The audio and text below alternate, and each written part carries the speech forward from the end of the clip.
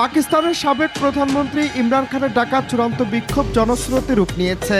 কারাগার থেকে দলের নেতার ডাকা বিক্ষোভে সাড়া দিয়ে রাজধানী ইসলামাবাদের দিকে রওনা দিয়েছে পিটিআইয়ের হাজার হাজার নেতাকর্মী ও সমর্থক। এমন পরিস্থিতিতে পিটিআই সমর্থকদের দমনে রাস্তাঘাট বন্ধের পাশাপাশি ইসলামাবাদে জারি করা হয়েছে লকডাউন। বন্ধ করে দেওয়া হয় ইন্টারনেট সেবা ও মোবাইল নেটওয়ার্ক।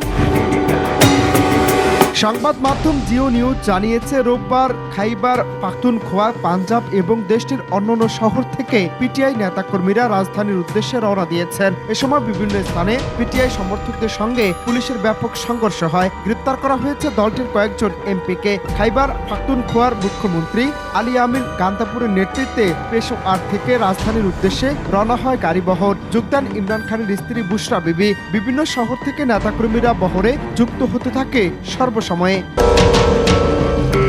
নির্বাচনে গণরায় চুরি, বেআইনি গ্রেপ্তার এবং সংবিধানের ২৬তম সংশোধনীর প্রতিবাদে ১৩ নভেম্বর এই বিক্ষোভে ডাক দেন কারাবন্দী ইমরান খান। পিটিআইয়ের এই কর্মসূচিকে বেআইনি ঘোষণা করে আইনশৃঙ্খলা রক্ষায় প্রয়োজনীয় ব্যবস্থা গ্রহণে কেন্দ্রীয় সরকারকে নির্দেশ দেন ইসলামাবাদ হাইকোর্ট। ইসলামাবাদে ২ মাসের জন্য ৫ বা তার অধিক মানুষের সমাবেশ নিষিদ্ধ এবং ১৪৪ ধারা জারি করা হয়েছে।